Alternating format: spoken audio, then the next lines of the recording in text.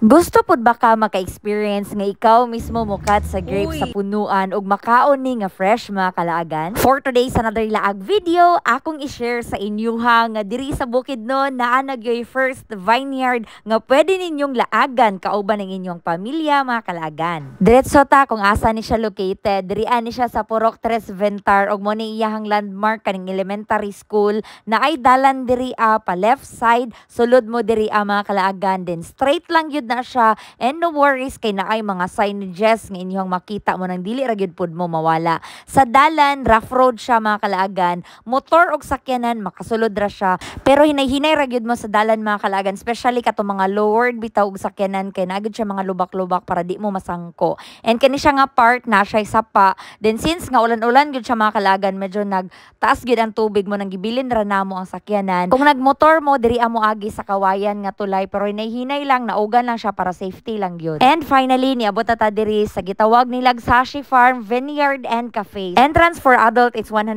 pesos and 80 pesos for kids, and I discount for senior citizens and PWD. Sa ka-dress gani dire? Purok 3 Ventar, Valencia.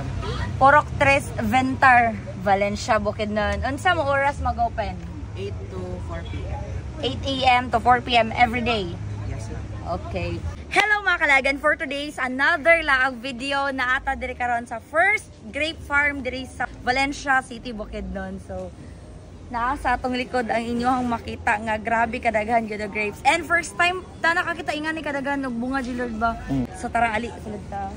Inig sulod nimo diri sa ilahang greenhouse mga kalagan. Bisag asa ka mulingi, daghan jud kaayo kag makita nga bunga sa grape. Maglaway og maglibog jud ka og asa ka magpa-picture kay tungod sa kadaghan sa bunga, mag-heart-heart gyud imong mata. Mao day ni ang ikatulo nga vineyard nga nasudlan namo ni J-Lord mga kalagan, but honestly, diri agyud ko sa Sashi Farm na pawaw na amaze gyud kay kog maayog tan-aw sa mga grapes tungod sa kadaghan sa bunga nga imong makita mga kalagan. Naapod sila cafe diri nga very affordable nga pwede nimong mapalit. And while waiting sa imuhang order, pwede pud mo magdula diri for free sa ilang billiards mga kalagan. And para ma-experience ninyo ang pagkat sa grapes, pwede mo palit diri up to 500 pesos per kilo, and kaning among gipatimbang mga kalagan ni abot siya 240 pesos ang kaning isa ka pungpong nga among gipick ni J-Lord.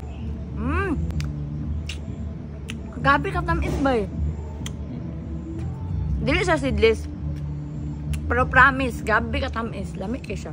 Pwede ra gyud mong magpasi sa mga staff diri mga kalagan para makapili gyud mo og dagko og tamis nga grapes. Kay 7 daw ni ka varieties of grapes ang ilang gitanom diri sa Sashi Farm Vineyard Cafe. Og ilaha po day ming gipatilaw aning wine nga ilahang nahimo diri sa Sashi Farm Vineyard Cafe nga kung mulaag pod mo diri mga kalaagan, mapalit po din ninyo for 800 pesos per bottle.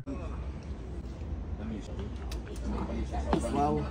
And yun lang for today's another laag video diri sa Sashi Farm Vineyard Cafe. See you sa next day. Laag na!